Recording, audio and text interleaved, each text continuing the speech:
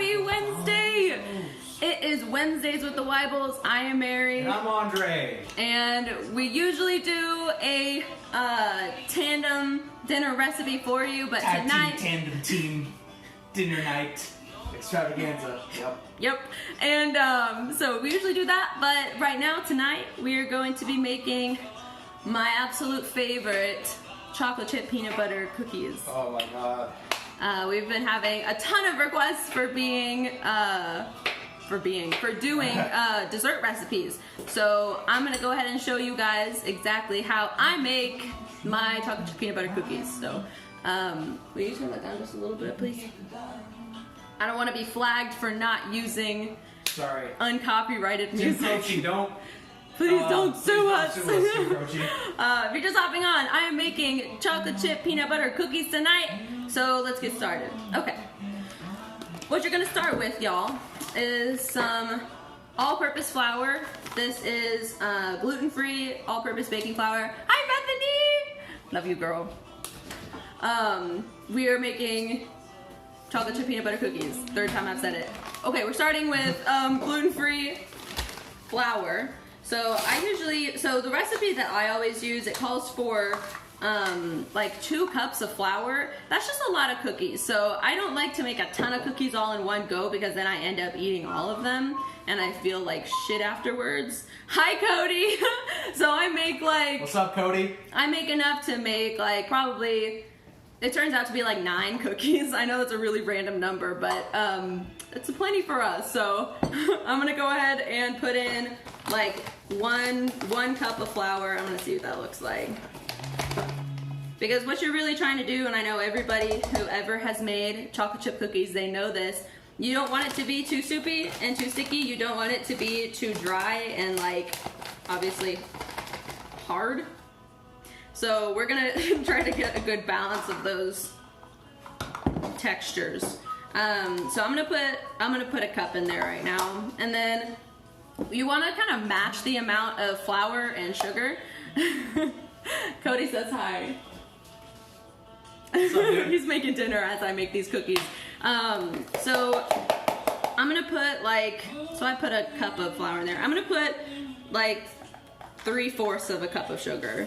And the reason being is because I want to, number one, and number two,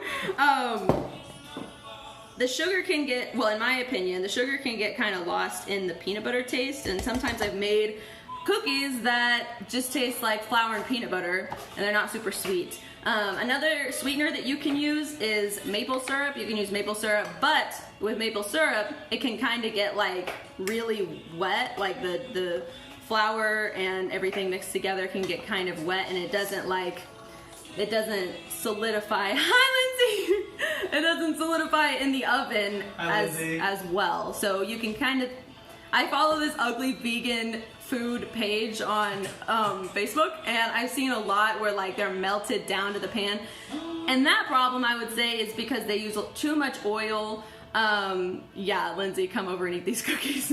But they use too much oil and liquid. I also put like flax milk in there, which I will show you guys in a second. So yeah, you just want to not put too much oil in there because then they will melt down onto the pan. So yeah, enough of my babbling about the wrong ways that people make cookies.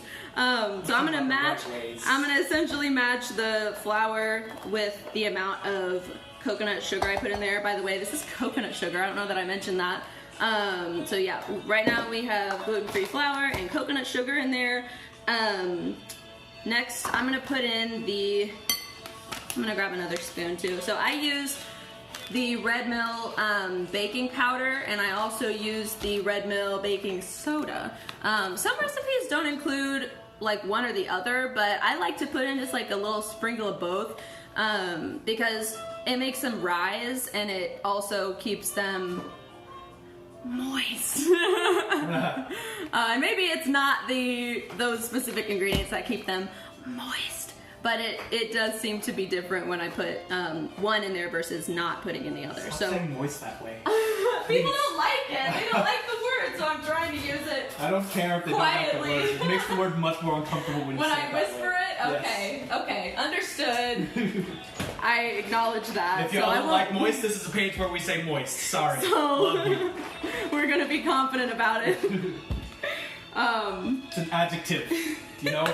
You need it. You need your adjectives. Anyways, right. Continue, sorry. Okay, so I'm gonna put in like 1/4 of a teaspoon of baking soda and baking powder.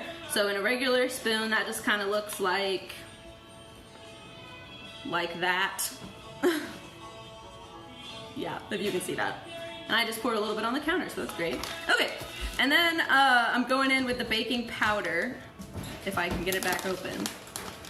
Okay, and I'm gonna use just about the same amount, like that much, maybe a little less. Yeah, boom. So you put those both in there, off to the side. And then I have like very little vanilla left because I make cookies a lot, almost weekly, so. Fucking fire. I love making like baked goods and desserts. So I'm gonna put in like a splash of vanilla extract. You don't have to put a bunch in there. Maybe I put like probably 1/2 teaspoon maybe. Just a small amount, because you also don't want that to be an overpowering kind of taste. And I was using organic Watkins Original Gourmet Baking Vanilla. I got this from Walmart because vanilla extract is real expensive. And I love Natty G's, but theirs is kind of expensive right now. So, okay, so we have flour, we have sugar, we have baking soda, baking powder, vanilla extract, and okay, so I add melted vegan butter to my cookies to make them also very moist. Drinking game to this video is going to be how many times I actually say moist in this video. Okay. Moist chocolate, chips, cookies, baking powder, and baking soda. Super moist. Okay. So I use the butter made from plants, the Melt organic kind, and I put in less than 1/4 of a cup. I'd say like 1/4 of a cup, depending on how much you use. So this is the thing we were talking about earlier about not using so much oil. And I'm also going to put a splash of flax milk in there to make it also moist, but not super like liquidy like oil makes it. Like, yeah, oil makes it soupy. And if it does come out after you mix it together and it does come out a little more runny than you would like, just add more flour, and then you can also add just like a little bit more baking soda and baking powder. So splash, and then we mix. Oh, guys, guess what? You also have to put peanut butter in there, if you didn't know. So it calls for like 1/2 cup of peanut butter. I just eyeball it because I don't think you can have too much peanut butter. But again, guys, this whole video is about the balance between liquid and oil, because if I use this creamy no stir peanut butter, I could use the organic kind. I could get the organic kind, but I'm just like, not today, because this is this is cheaper and a lot easy to use, just like normal peanut butter. Anyway, so I'm gonna put about 1/2 cup in there. I eyeball it, so a couple good glops. Who doesn't like the word glop? Does that make anyone else uncomfortable? I don't know if I've ever heard of anyone being uncomfortable with glop. Glop? Glop.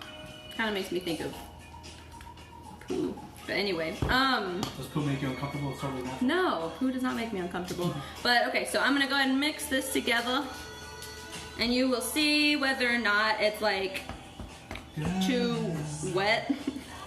And if you want to add more flour to make it a little more put together. Okay, Michael Jackson, please don't sue us from the grave. Love you. Hi, Hannah! Oh my god, I'm so sorry I missed you being on here. But hello, Hannah, I miss you. Hi, Hannah. Okay. Perfect. Alright, so as you can see, my mixture, it doesn't look super wet, so it's not really sticking to the bottom of the bowl. It's more like kind of clumping, but not like it's super dry, like too much flour. So as you can see, Cody, I'm so glad you're still on here. You can see it, you know, It's not super wet, but it's also like it stays together. So that's the kind of consistency that you want. Because this is gonna be like really nice. It's gonna be moist in the middle, and it's gonna be like fluffy because of the baking soda and baking powder. So, guys, these are gonna be so freaking good. Okay, now we come in with the piece de resistance. These delicious Enjoy Life chocolate chips. So, I don't measure this, I just kind of, that looks good. It's kind of like that video of that lady making those cocktails, and she's like, and a dash of vodka, glug, glug, glug, glug, glug, glug, glug. But I do that with chocolate because I love chocolate so much. So, I am going to go ahead and just mix those in. I will fold in the chocolate chips because that's what all of the professional bakers say. Where are those? Okay, cool. I was like, what are those cookies looking like? So, y'all, I'm gonna have a ton of cookies left because I made like 9 cookies before this. I wasn't planning on making that many, but it turned out to be that much. So not planning. I didn't plan to have this many cookies, but we are just stuck with the situation. Darn. Oh, gosh darn it. What a shame. What a shame. So, another thing that I really love to do with peanut butter cookies, aside from just adding chocolate chips, is adding like marshmallows. Like, yeah, Cody, I'd love to go to sushi. Who, when, where, what time? Hi Taylor! Great to see you, love. We're making peanut butter cookies. So, y'all, as you can see, they kind of fall apart a little bit because of the amount of chocolate chips in there. But you can just kind of form them into a ball, and then you stick them on a baking sheet. So I'm gonna go ahead and grab the cookies I put in the oven. How do you say it? I say it to be silly. It's weird. I'm just kidding. Accept me for who I am. You're right. Alright, friends. Oh my god. Okay. So, when you take them out, they should look fluffy and nice like this. I would keep them in until they're golden brown on the top, so I might just leave these in for a little bit longer. I put them in at 350 for like 20 minutes. I took these out a couple minutes early, so like 18 minutes these guys have been in there. But if they aren't brown on the top, then throw them in there for like another 5 minutes and then they'll be perfect. But that is what we did tonight, friends. I'm gonna put these back in the oven. Okay.